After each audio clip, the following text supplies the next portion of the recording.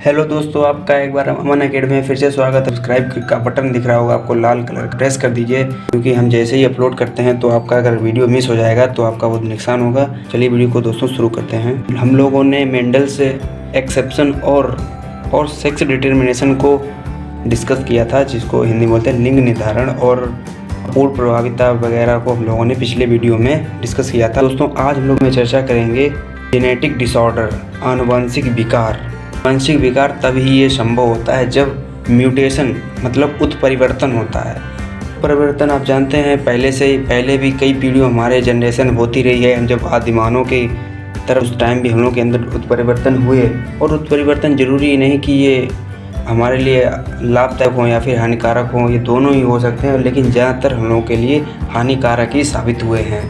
परिवर्तन को जानना भी बहुत ज़रूरी है इस टॉपिक को चर्चा करने से पहले, क्योंकि म्यूटेशन से ही ये डिसऑर्डर गुणसूत्रों की संख्या कम या ज़्यादा हो जाना वो सिर्फ इसी से संभव है। वो इससे पहले बात होगी म्यूटेशन पे, क्योंकि म्यूटेशन नहीं होगा तब तक गुणसूत्रों की संख्या में कमी या फिर वृद्धि नहीं होगी। एकदम अचानक होता है और ये कई प्रकार से हो सकता है। ये जीन म्यूटेशन हो सकता है, क्रोमोसोम्स नंबर में म्यूटेशन हो सकता है, और इस तरीके से कई तरीके से ये हो सकता है। तो म्यूटेशन जो है आप देखते हो एनसीईआरटी बुक में म्यूटेशन को ज़्यादा चर्चा नहीं की गई है, तो हम लोग इतनी ही बात जान लेंगे कि म्यूटेशन जो है कई प्रकार से हो सकता है, वो मैंने आपको ऊपर बता दिया है। और अब बात करते हैं जेनेटिक डिसऑर्डर की। जेनेटिक डिसऑर्डर जो होता है वो दो टाइप का होता है। तो सबसे पहले बात करेंगे मेंडलियन डिसऑर्डर की। इसको हम लोग मेंडलीय डिसऑर्डर क्यों बोलते हैं? सबसे इसका पहला रीजन ये है क्योंकि इसकी जो वंशागति मतलब हेरिडिटी है वो मेंडल के नियमों के अनुसार होती है, इसलिए ये मेंडलीय शब्द यहाँ पे लगाया गया, इसलिए इसको मेंडलीय विकार कहते हैं। मेंडलीय डिसऑर्डर के एग्जाम्पल भी हैं, जैसे वर्णांधता, हीमोफीलिया, सिकल सेल एनीमिया। तो इसमें सबसे पहले बात करेंगे हम लोग कलर ब्लाइंडनेस। सबसे पहली बात वर्णांधता, हिंदी में बोलते हैं इसको कलर ब्लाइंडनेस, जो कि बहुत इम्पॉर्टेंट है। यदि आप 11th-12th या फिर किसी कंपटीशन तैयारी कर रहे हैं तो बहुत ही इंपॉर्टेंट टॉपिक है ये वर्णांधता। वर्णांधता में क्या होता है, सबसे पहले इसकी बात करें, इसको खोजा किसने? साइंटिस्ट है हॉर्नर। कलर ब्लाइंडनेस का जो दूसरा नाम है उसको जिसे बोलते हैं प्रोटेन दोष। ये कंपटीशन में पूछा जाता है प्रोटेन डिफेक्ट।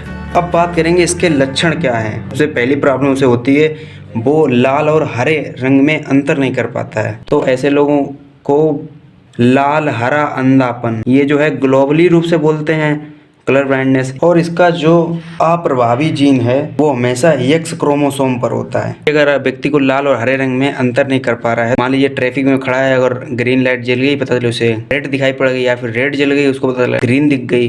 तो इस तरीके से काफ़ी इन लोगों को कई रेलवे ड्राइवर या फिर अन्य सर्विसिंग होती है, नेशनल सर्विसिंग, जिसमें इसको चेक भी किया जाता है, ऐसे किसी को लाइसेंस भी नहीं मिलता है इसका। अब बात करेंगे इसके जेनेटिक्स के बारे में कि इसकी कैसे जीन मेल फीमेल से कैसे जाते हैं अपने न्यू जनरेशन में, उसको एक्सप्लेन करते हैं। अब तो पहले इसकी कंडीशन आती है कि जब माता वाहक और पिता बिल्कुल नॉर्मल हो। XY आप जानते हैं, मेल को XY से लिखते हैं, और इधर कैरियर आप जानते हैं, ये कैरियर को C से कैरियर लिखा जाता है।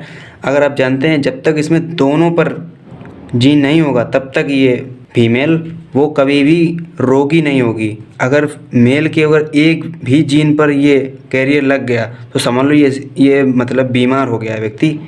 इस पे ये माता जो है ये बीमार नहीं है, बल्कि यहाँ पे बीमार हो जाता अगर ये कैरियर यहाँ लगा देते। ये सिर्फ कैरियर है, वाहक है सिर्फ अभी। तो ठीक है, तो इसकी वंशागति को समझते हैं, और इसको मैंने पिछले वीडियो में बनाना सिखाया है। एक बार आप पिछला वीडियो भी देख सकते हैं, उसकी लिंक डिस्क्रिप्शन में दी गई होगी। मेल है ना, तो यहाँ पे आपको फीमेल को रखना है, फीमेल है इधर आपको मेल को रखना है, इसको अंदर लिखते हैं। अब दोस्तों देखें आपको कैसे ये करना है, कैसे मिलाना है। सबसे पहले इसको नीचे से यहाँ से मिला देना है, यहाँ से मिला देना है, और इसको यहाँ से मिला देना है। लास्ट वाले को दूसरे से, इसको यहाँ से, इसको यहाँ से, इसको यहाँ से। आपको कैसे चेक करना है, हर एक गोले से दो जगह पर जीन गए होंगे। ये देखिए हर सबका दो जगह पे गया है। जीन पर जो डिफेक्ट था देखिए कहाँ गया है, इस पे गया है और इस पे गया है। मैंने अभी आपको बताया कि जब एक पे जीन पहुंचा हो तो ये सिर्फ कैरियर होती है, क्योंकि नेक्स्ट जनरेशन है। यहाँ पे फीमेल को ऐसे लिखना है, ये डिजीज़ पुत्र होगा और ये नॉर्मल। यहाँ पे एक ही पे है तो ये कैरियर होगी। यहाँ पे भी एक ही पे है, मेल पे भी एक ही पे जीन गया है, तो ये डिसीज़ हो गया। ये जो अंतर है ये आपको जान लेना है, अब आगे यही काम में आएगा। हीमोफीलिया की भी हेरिडिटी इसी तरह से आपको ज्ञात होगी। तो ये मैंने दोस्तों एक नॉर्मल एक एग्जांपल लिया था। एग्जांपल कंडीशन कई भी हो सकती है। कैरियर फीमेल हो गई, मेल डिजीज़ हो गया, इस तरीके से कई तरह की कंडीशन हो सकती हैं। फीमेल नॉर्मल हो, मेल डिसीज़ हो। आपको दोस्तों वीडियो ज़रा भी अच्छी लग रही हो तो दोस्तों चैनल को सब्सक्राइब और लाइक करना बिल्कुल ना भूलें, क्योंकि जैसे ही हम वीडियो अपलोड करें और आपको तुरंत नोटिफिकेशन मिल जाए, जिससे आपका कोई नुकसान ना हो। दोस्तों ये आपके लिए हम दिन रात मेहनत कर रहे हैं दोस्तों, आप सपोर्ट कीजिएगा प्लीज़। अब उसके अंतर्गत आएगी नेक्स्ट डिसीज़, वो है हीमोफीलिया। इसमें क्या होता है, यह एक कनेक्टिव डिसीज़ है। अगर एक बार ब्लड की ब्लीडिंग शुरू होगी तो वो दोबारा रुकती नहीं है, ब्लड बहती रहता है और आदमी का इतना ब्लड बह जाएगा कि उसकी मृत्यु तक हो सकती है। दोस्तों महारानी विक्टोरिया के बेटों में ही हुआ था। अपने सबसे पहले वही इससे संक्रमित हुई थी, वो थी महारानी विक्टोरिया और उनकी जनरेशन में। और ये होता कैसा है और उसकी सिचुएशंस क्या क्या हो सकती हैं। होता क्या है, इसमें फैक्टर 8 की कमी हो जाती है और व्यक्ति में जो ब्लड क्लॉटिंग, रुधिर का थक्का नहीं बनता है, तो इससे क्या होता है, ब्लीडिंग होती रहती है, होने से व्यक्ति की मृत्यु हो जाती है। यही होती है हीमोफीलिया। आपने कहीं ना कहीं ये केस सुना होगा। अब इसकी थोड़ी वंशागति को भी देख लेते हैं कि इसकी सिचुएशन कैसी हो सकती है। तो इसकी पहली सिचुएशन ये है, जब पिता सामान्य व माता कैरियर हो, वाहक हो। तो सिचुएशन को समझते हैं। सबसे पहले इधर वही पुराना प्रोसेस करना है, इधर मेल रहेगा और इधर फीमेल को लेंगे। इसमें दोस्तों क्या बोला, एक माता कैरियर हो, तो यहाँ पे कैरियर एक अगर और पिता जनरल है, सामान्य है, तो इसको बस जल्दी से जल्दी पुरानी प्रोसेस कर लेनी है। ये अब जीन देख लेते हैं कहाँ कहाँ गया है। सबसे पहला जीन ये इधर आया है एक, और इसका कहाँ गया है कि ये आया। तो यहाँ पे आपको क्या दिखाई दे रहा है, कैरियर डॉटर, वाहक पुत्री हुई, और यहाँ पे नॉर्मल डॉटर। यहाँ पे क्या हुआ, ये डिसीज सन, ये नॉर्मल सन हुआ। तो आप देख रहे हैं, जब एक सामान्य पिता और एक वाहक माता की मैरिज होती है तो आपको रिजल्ट दिखाई दे रहा है, वाहक पुत्री, साधारण पुत्री और एक डिसीज सन और एक सामान्य पुत्र की वंशागति दिखाई दे रही है। इस तरीके से सिचुएशन बदल भी सकती है। यहाँ पे जो पिता है उसको एक जीन दे करके यहाँ पे डिसीज़ करवा दे सकते हैं और यहाँ पे इसको नॉर्मल करा सकते हैं, ये हटा करके अगर दूसरी सिचुएशन करनी है। तो ऐसे कई कंडीशन हो सकती है, जरूर नहीं कि यही कंडीशन। मैंने आपको एक एग्जांपल मात्र दिया है, इसका कोई ये फिक्स नहीं है। कोई ये बहुत आसानी से इसकी बहुत ही इम्पोर्टेंट है और उसको आपको अच्छी तरीके से जान लेना है। आपको वीडियो के शुरुआत में 2 तरह के डिफेक्ट बताए थे, जिसमें से क्रोमोसोमल डिफेक्ट था और डिसऑर्डर था, और एक ये जिसको मैंने अभी ऊपर डिस्कस किया है, और मेंडलीय, दोनों हो गए। दोनों में से अब बारी आएगी क्रोमोसोमल डिसऑर्डर। इसमें क्या होता है, क्रोमोसोम्स की संख्या घट बढ़ जाती है, जिससे क्या होता है, सिंड्रोम की कंडीशन आ जाती है। तो हमारी एनसीईआरटी बुक में मुख्यतः 3 ही सिंड्रोम दिए गए हैं। सबसे पहला सिंड्रोम है डाउन सिंड्रोम, टर्नर सिंड्रोम। दोस्तों आप कोई भी क्लास में हो, आप हमारे चैनल यूट्यूब चैनल से जुड़ सकते हैं। बहुत ही इम्पोर्टेंट, बहुत ही आपकी हेल्पफुल साबित हो सकते हैं। आप दोस्तों प्लीज़ सब्सक्राइब और लाइक करना ना भूलें। लाल कलर का बटन दिख रहा होगा, इसको आप दबा दीजिएगा दोस्तों। लास्ट है क्लाइनफेल्टर्स सिंड्रोम। इसमें क्या होता है, गुणसूत्रों क्रोमोसोम नंबर जो है कहीं कम हो जाएगा, कहीं ज़्यादा हो जाएगा, तो यही सिंड्रोम और ये डिफेक्ट हो जाता है। तो इसकी छोटी सी ट्रिक होती है, उसे बोलते हैं 2n+1, 2n-1, 44 + XXX/। तो इसको कैसे जानेंगे, 2 × 23 + 1 = 47, 2 × 23 - 1 = 45।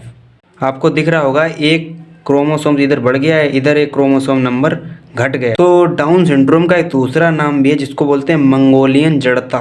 मंगोलियन जड़ता का दूसरा नाम क्या है, डाउन सिंड्रोम। ये बहुत इंपॉर्टेंट है दोस्तों, इसको जान लेना है आप लोगों के लिए, बहुत इंपॉर्टेंट है।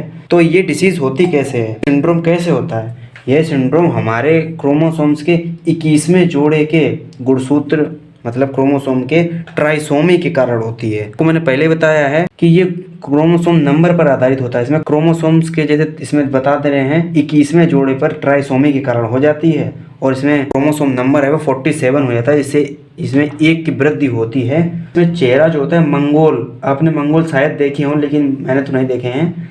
तो इसमें मंगोलों जैसा चेहरा होता है, आंखें तिरछी, जीभ मोटी, मस्तिष्क अल्प विकसित, जो उनकी लंबाई होती है वो छोटी होती है। और ये जो लक्षण है ये 12 से 14 साल के बीच में ही दिख जाते हैं। तो ये लगभग प्रत्येक 100 बच्चे आप लीजिए तो उसमें से कम एक बच्चा ऐसा निकले जिसको ये दिक्कत होगी।